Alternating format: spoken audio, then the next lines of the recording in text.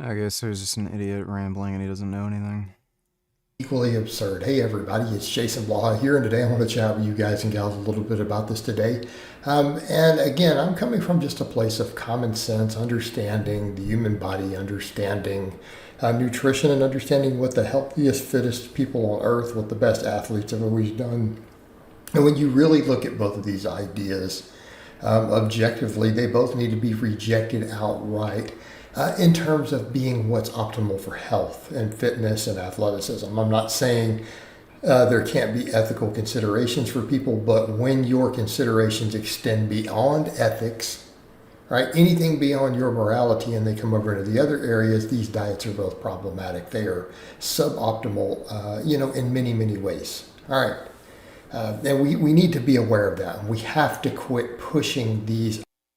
By the way, Jason Blaha still has not been able to bench 405 pounds after years of training. It's got to be decades by now.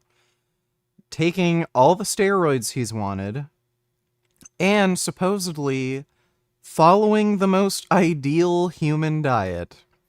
You know who has benched over 405 pounds? Me, after being vegan for 14 years. So Ideologies like this into health and fitness. And again, let me be clear, I'm not saying we can't follow a variety of macronutrients, okay? I'm not saying people cannot thrive on very low carbohydrate diets. I'm saying they cannot thrive without plants and vegetables. Okay, that's the problem with the carnivore side. And the other side equally with the veganism.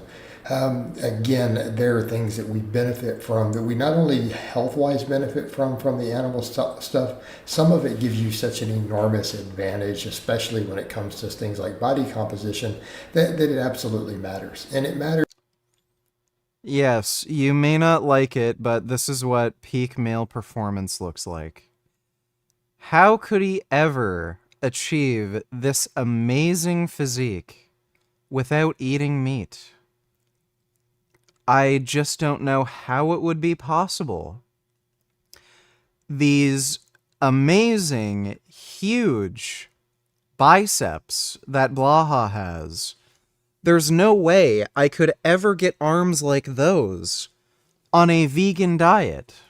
Because the bulk of the data shows us that gaining muscle and maximizing muscle mass and minimizing body fat absolutely improves health in and of itself, right? There are health benefits to gaining muscle. There are health benefits to gaining muscle, and it's relatively open-ended. Yeah, Blaha said he was on a plant-based diet, and he was clearly lying about it.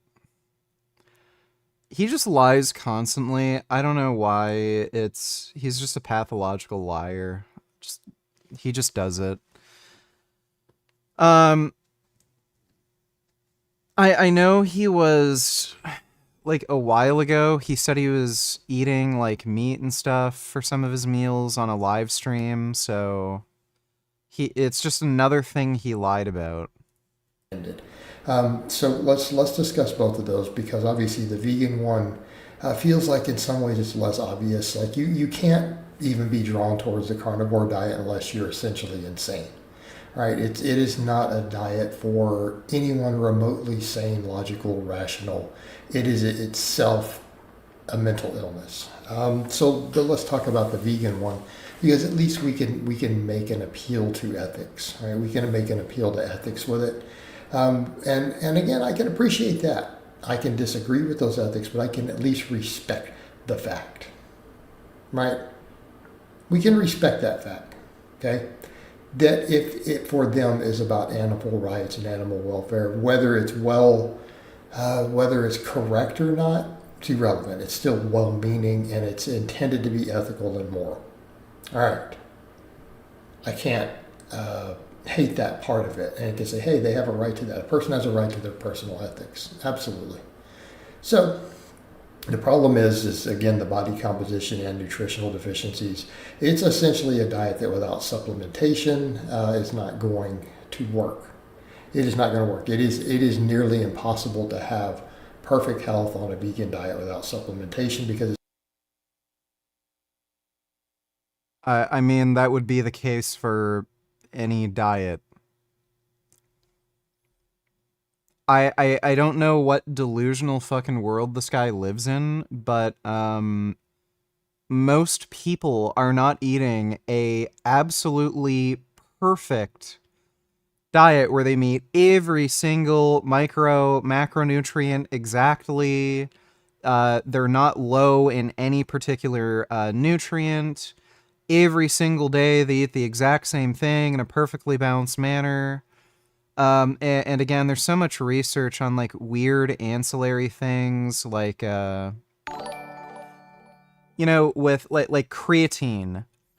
There's no way to get adequate amounts of creatine in your diet to get, benefits with muscle growth, cognitive function just from getting it from diet. So there's an example where even if you're on a fucking carnivore diet, eating nothing but raw meat, chances are you're not going to be able to get enough creatine to actually maximize your creatine reserves to get those benefits.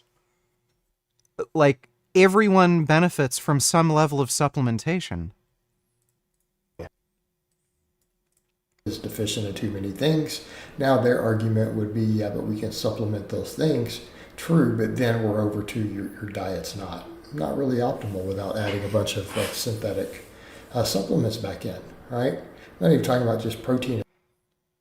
By the way, this is the same guy who's used anabolic androgenic steroids for years. So he's willing to inject steroids into his ass, but he makes a big deal about taking a supplement. Need to take 5 grams. Thanks for the donation, Dodo. At this point. So we're talking about things like B12, okay? We're talking about various fatty acids, right? Even getting appropriate amounts of omega-3s. It's actually difficult. Not saying impossible, but it's difficult. But you definitely are going to start running into a variety of nutritional deficiencies if you're not extremely careful. By the way, this is the guy who recommends taking omega-3 fish oil supplements. Oh, but supplements are bad. If you have to take a supplement, then your diet's deficient. In order to get the recommended daily intake of omega-3s, you'd have to eat like 2 large salmon fillets a day. No one's going to do that. So again, there's an example of you pretty much need to take a supplement unless you're just making weird dietary choices that are remarkably inconvenient. With supplementation, with food choices, it creates a lot of extra work. And that alone, given the difficulty of pursuing a healthy diet and body composition today, is already hard enough without adding that extreme complexity. Okay?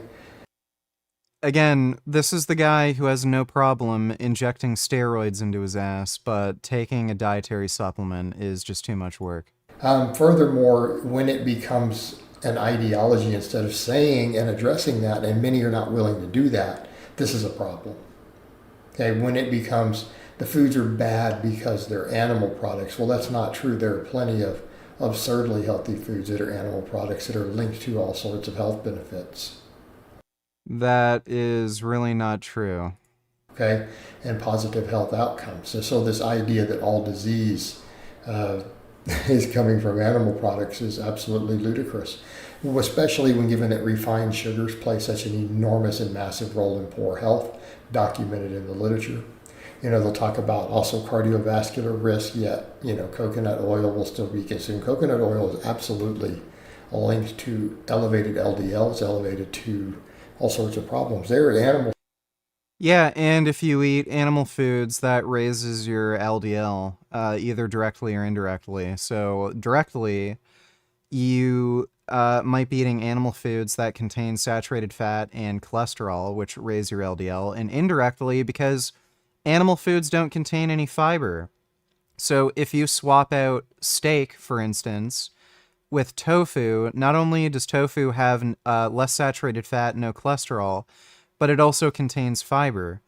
If you swap out like any animal food for a plant food, chances are the plant food is going to actually contain fiber. So even if like the saturated fat content is the same, well, the plant food contains fiber, which lowers cholesterol. Saturated fats in some forms that don't even produce that, like milk, right? Butter does, but Milk has saturated fat. whole milk, for example, is completely neutral in terms of that. That's not true. Whole milk has saturated fat. But a bunch of vegan products are not coconut This guy's going on a rant about nutrition, and he doesn't even know, like, he can't even read a nutrition label. oil, even refined sugars impact your whole lipid profile. Okay, this stuff is garbage. These are enormous contributors. Refined sugars do not increase your cholesterol in your blood. They might increase triglycerides, but they do not increase cholesterol. Heavily refined vegetable oils. These are all vegan. These are all plant-based. Refined vegetable oils are not bad for you. They are enormous contributors to poor health. And at least No, refined vegetable oils do not contribute to poor health. the carnivore people get that part right, while not admitting they probably shouldn't be eating the refined animal products they eat, like tons of bacon and butter, which we know are also linked to terrible health and blood work and health outcomes. Because again, people are getting caught up in... Okay, well that's Blaha. He likes to ramble.